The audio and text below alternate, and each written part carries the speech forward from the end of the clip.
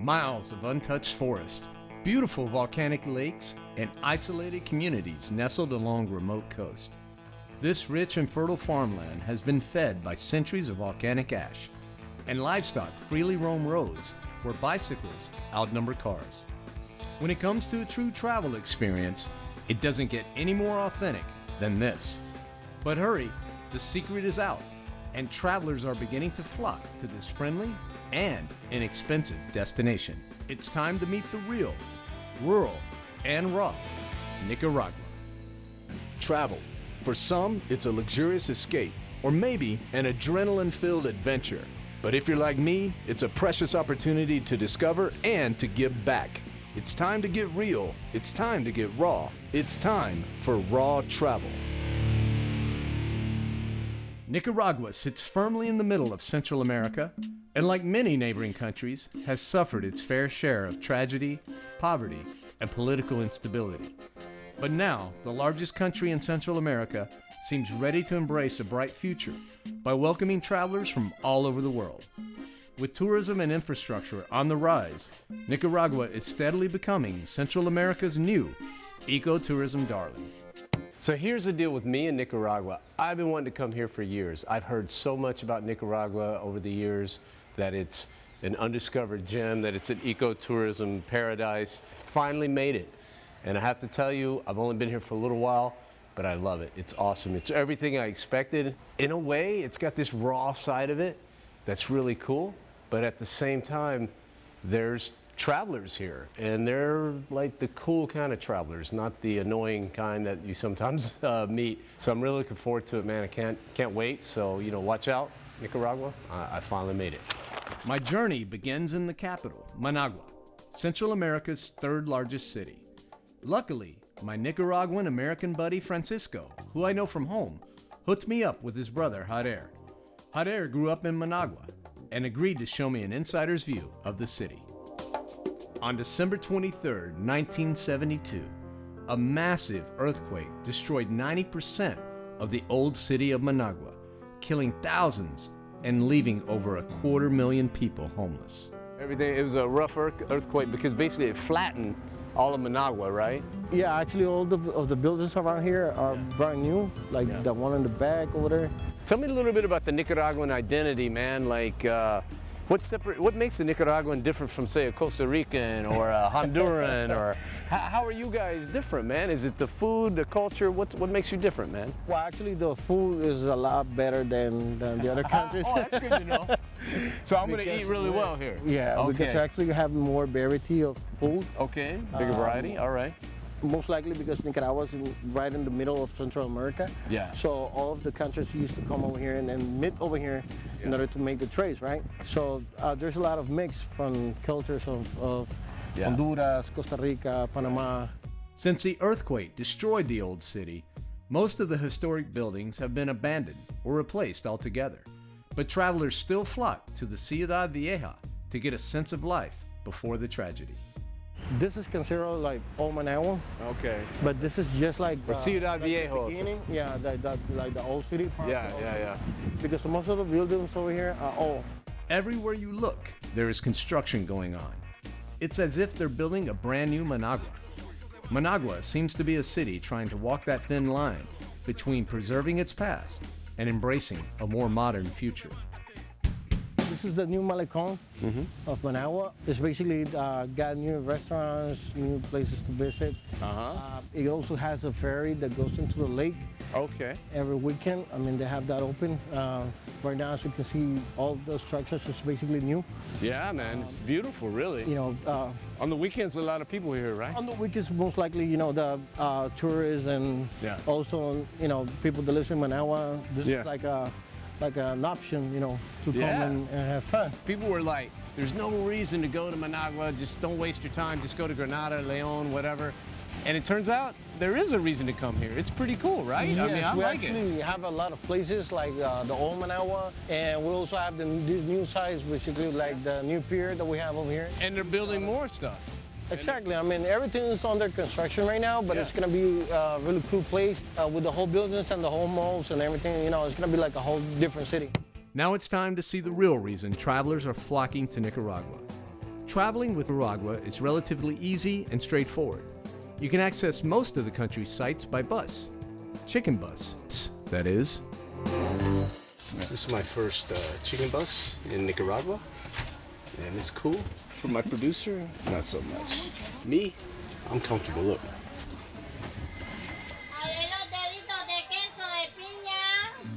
I didn't spot even one measly chicken on our bus, but a couple of hours later, we arrived in the beautiful and largely liberal enclave of León. León means lion in English, and just in case you didn't realize it, there are plenty of lions around to clue you in. Now, the big cathedral was built in the mid-1700s, and it's a main attraction in the middle of the city.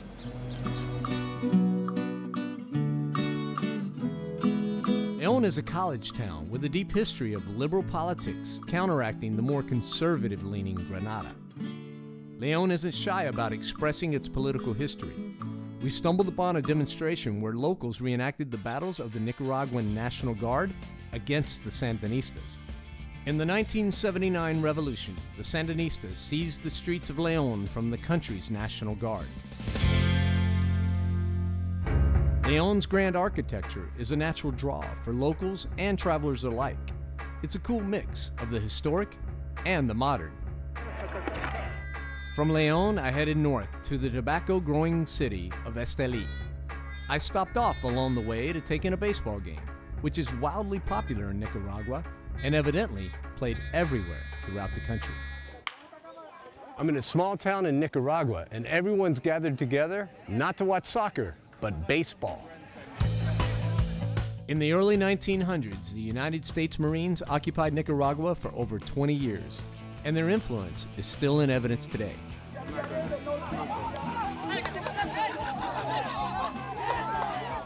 They have competed internationally, and domestically, Nicaragua has many teams in the major towns. I finally arrive in Esteli by, you guessed it, chicken bus. This city is more famous for its tobacco than its chickens or its baseball team. What makes Esteli so special for growing tobacco? Estelí es bueno para el tabaco por su clima. Tiene un clima fresco. Y las tierras son ideal para tabaco. Nicaragua is still primarily an agriculture economy, and this town is famous for growing and rolling some of the best tobacco in the world. Well, let me ask you, this one has, it looks like camouflage recon cigars. What's up with this? Bueno, este tabaco, nosotros lo hacemos así, le ponemos distintas capas por fuera. Eso se le pega al tabaco para que parezca camuflaje. Okay. Now, I happen to really enjoy living, so I'm not a smoker. But if I were, I guess this would be my cigar of choice. With true international taste, it contains tobacco layers from Indonesia, Cuba, Honduras, and of course, Esteli. Nicaraguans, or Nicas, call the city of Masaya the cradle of Nicaraguan folklore. So I traveled there to see if I could find some authentic folkloric culture. Locals and travelers alike have a lot of cool things to enjoy in Masaya. Oscar's Juice Bar in Masaya. It's got some big chairs, man. Oh man, this is gonna be... What a view. Now, oh man, how do I get my juice? Gracias, amigo, gracias. Oh, that's good, man. It's a good thing this guy serves juice and not alcohol, because I gotta get down. Some locals tipped me off and told me I could find folkloric dancers at the famous artisan market. Masaya is an easy day trip from either Granada or Managua. Now, there are a few reasons to come here, but most people come here for one reason: the best and biggest artisan market in the entire country. The Masaya Craft Market is easy to spot. It's located inside an early 20th century castle, smack in the center of the city. Tell me a little bit about the market here. Is this where most of the artisans do their work for souvenirs? Souvenir here, everything's here work. Everything's made in Masaya here. Here's woods, ceramic, hammock, leathers, purse. Everything's made here in this city. This? Now these right here, these are more Aztec, right? Like from the Aztecs. Oh, wow. It's more This is rustic. cool. It's Yeah. that represents the Indian man, you know, with this. Yeah. with leaves. More indigenous, yeah, more indigenous features Yeah. and made of wood, and I love it. This is cool. And do they use a mask because they want to hide their face so that the Spanish people don't know that they're making fun of them? Exactly. Oh, I love it. The folkloric dances showcase the combination of indigenous and Creole cultures still influencing Nicaraguans today. When I think of carnival in the United States, I think of Brazil, maybe Trinidad, Tobago, but you have it here in Nicaragua? Yeah, here, but that's a different, that's more tradition. Here the name Toro Venado is the tradition, the name. Oh, the Neto Venados. Toro Venado. Toro Venado. Yeah, Oh, this okay, is celebration in September and finish in December. 4 months, you celebration here. 4 months. Yeah. So basically, if you come to Nicaragua, you have a good shot of seeing some of these dances. Jose Antonio was right. So we were driving along the main road and we saw these people dressed in these beautifully bright colored costumes. And we just stopped to get a photo and we asked them what the occasion was, and they told us there was this big parade going on in town, in this little small town we're at. If you're not visiting during the 4 months of Toro Venado, fear not. You may still stumble upon a colorful celebration just as we did. They were celebrating the festival of Santa Ana. The procession takes the image of Santa Ana throughout various towns in the area. I never realized a procession could be so slow until we were stuck behind it for an excruciating 3 hours or so. Relax, breathe in, breathe out. We're actually in the parade and we're pulling up the rear and trying to make it back to the main road, you know? But that's what I love about traveling, man. You just take a few minutes to do something. You have all these planned agendas, and it's always good to leave a little time open, man, because when things like this happen, you want to take advantage of it. You don't want to be like, oh, I have to be somewhere at a certain time. If there's a parade, I want to see it. I want to be part of it.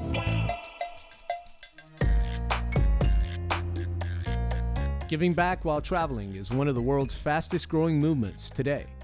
Sonati is a non-profit organization that works with traveling volunteers. They invest their income from hostels and tour services to help educate children and farm communities while preserving the environment. Can you give me an example of some things that you do? Yeah, of course. We have many different activities. It's going from indoor activities, playing with preschool children about different environmental topics. Okay. We have activities camping in the outdoors. Okay. And maybe one of the most interesting activities that we have is a 7-year course for children that we call it Environmental Leadership Course, where we take children from 9 years old and we follow them until they are 16 years old. Wow. We give them 2 weekly activities. We give them an environmental activity and an English class and camping. Okay. Everything is free, and we want these children not only to have good English and to have success in their life, to have a lot of environmental knowledge and to make a better environment around them. Right. We want them to have the commitment, the passion, the ideology to make a better world in whatever they can around them, let it be in social aspects or in environmental aspects. And since these are Nicaraguan kids and a lot of them are probably, you know, quite poor, the chance for an education to learn English, that's pretty good, right? Yeah, it's the children that are already running few years in this program already speak better English than many students who finish here university. Oh man, that's amazing. That's awesome, man. Sonati realizes that foreigners and locals can help preserve the Nicaraguan environment in different ways. The only way to efficiently protect the nature in places like Nicaragua and other places like in Latin America is to involve the public in this mission, and the children is the key. Backpackers and other visitors can volunteer with Sonati through their website, or like us, by just walking in off the street into one of their hostels. What do you think the kids in particular, and yourself, what are you getting out of this? Like, how has this experience, you know, shaped your opinion of Nicaragua and travel in general? You can obviously see that Nicaragua is a very poor country, but the people here are brilliant. They're so friendly and they really want to do something for their environment, especially around here. They're really involved you know, in their land. They want to preserve it. They want to try and get the birds and the species back into it. And for the students, it's really great to see how somebody else lives. You know, like the toilet is out in the back. The shower is just a pipe with water coming out. You know, they just realise that there's no home comforts here, so for them it's a great experience to see how other people live in the world. Sonati has hostels in León and Esteli, each one offering different tours such as volcano and wildlife exploring. Guests can also visit waterfalls or hike through the beautiful forest to get a closer look at the Nicaraguan environment that Sonati and others are working so hard to save. All people who stay in the hostel or participate in the tours actually became automatically the donors of the programs. We decided to support Sonati by booking one of their eco-adventure tours. I chose the Cerro Negro volcano tour, where I could hike up the volcano and then volcano board down to the bottom. Who knew Voluntourism could be so much fun? When we arrived, the guys from Sonati went over the key details and safety precautions for volcano boarding. They also showed us their Nicaraguan iguana preserve, which is not only necessary due to the loss of habitat, but also important because so many people have eaten these reptiles that they are at the verge of extinction. We just had orientation, now it's off to the volcano. Okay, now time to climb the active volcano. Cerro Negro is the youngest volcano in Central America, and its last eruption was just in 1999. I kind of wish they had told me that before I committed to this tour. The lava rock looks a little rough. Like, I don't want to take a spill on this, man. This stuff looks like it would cut glass. Are we there yet? It's about a 45-minute hike. And that's under normal conditions, normal walking. We're taking our time, no reason to rush. We're gonna try to ride this a couple of times. And that's gonna be, they say, enough. All right, so I think we're about halfway there now. And so far so good. When we reached the summit of the mountain, the wind was insane. I had to hold on to my hat, my sunglasses, and my cameraman, but the view was surreal. I sat down to catch my breath and absorb the massive landscape, which looked like an alien planet. Okay, I survived the climb. Now it's time to throw myself off the side of the Cerro Negro on a narrow piece of wood. Nope, that doesn't sound a bit crazy at all. Most slide down the mountain on their butts, as I did, but some brave souls, probably veteran snowboarders or surfers, are able to complete a run standing up. 2 times hiking up and sliding down and my legs were jello. That's it for me, but man, what an experience. Man, I got lava in places I didn't know I had. I've been to several towns in Nicaragua, and you know what? A lot of them don't have street signs, even Managua, the capital. And when I ask for directions, they're like, take a left at the bakery or a right at the laundry. I don't know, it makes me wonder, how do they get their mail? Getting lost is a predictable part of travel, but that fact doesn't make it any more fun. After stopping, getting confusing directions numerous times, and trying to follow a map with no street names, the team and I finally arrived in Granada. Well worth the trouble. Granada is considered the first European city in mainland America when the Spanish settled in the 1600s. It's also the place where another lost and misguided Tennessean, William Walker, was president.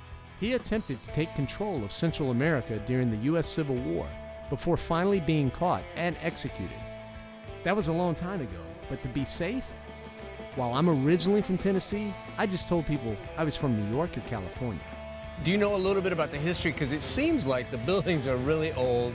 Yeah. From another time. Like, how old is this city? So it's more than 400 years old. So the city was founded in 1524 by the Francisco Hernandez de Cordobas, and he was original from Spain, and that's the reason why the currency in Nicaragua is called Cordobas. Oh, okay, and it's on a lake, which is pretty cool. That's Lake Nicaragua. What about the people who live here, like yourself? I mean, obviously you have a job, catering to tourists, to travelers. How do you feel as a local about all these foreigners coming to enjoy your city? We feel happy because we have a lot of opportunity to share the culture, Yeah.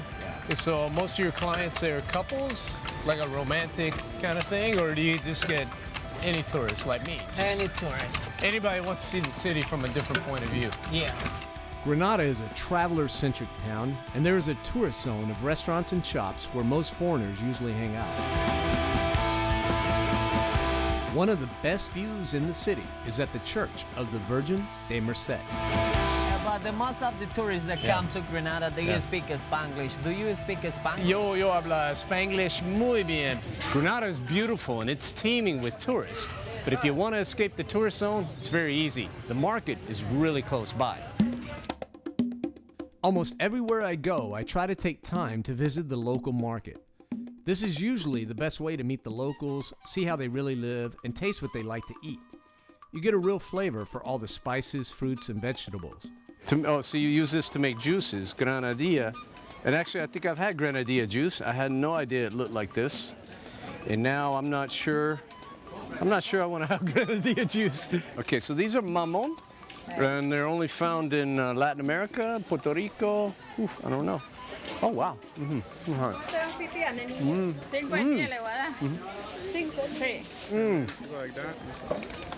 My producer just showed me how it's done. No need to put the whole thing in your mouth, man. It's maize, is it corn? Ah, is it corn? Ah, for juice of corn. Wow, it's beautiful. It's bonita. Who knew corn came in a bright pink color? From Granada, it's possible to take a boat ride that's about 3 hours to the island of Ometepe.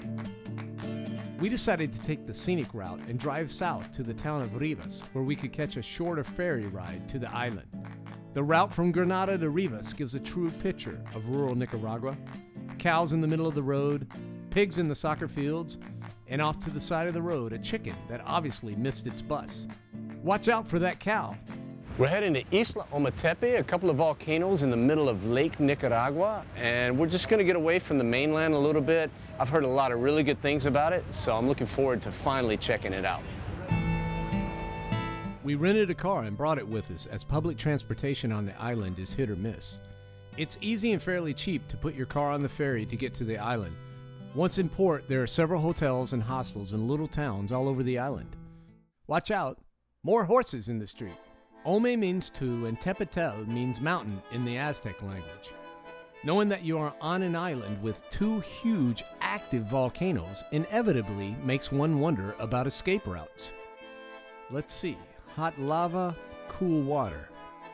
I was suddenly curious as to where the nearest boats were. I thought I'd get in a few practice runs just in case, and did a little kayaking in the beautiful Lake Nicaragua.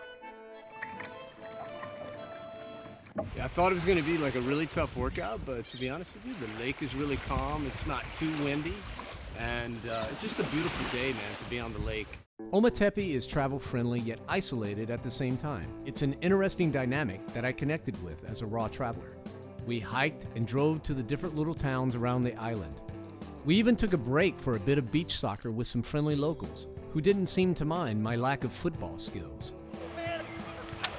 Isla Ometepe was a great final stop for my trip and a good example of how travel and tourism are steadily growing and helping Nicaraguans as they move to embrace their new and hopefully brighter future. I think for Nicaragua, I was cautiously optimistic. That's probably the best way to describe it. It's got just enough tourism to make it fun and to not make it just a constant challenge all the time, but it's not being trampled to death by just throngs and throngs of tourists. They haven't lost their culture through all this process. Now, I hope that continues. Tourism can help lift up the people because there are very poor people here in Nicaragua. It's really a cool country, and I can't wait to come back when I'm not shooting and I could just chill and enjoy it even more.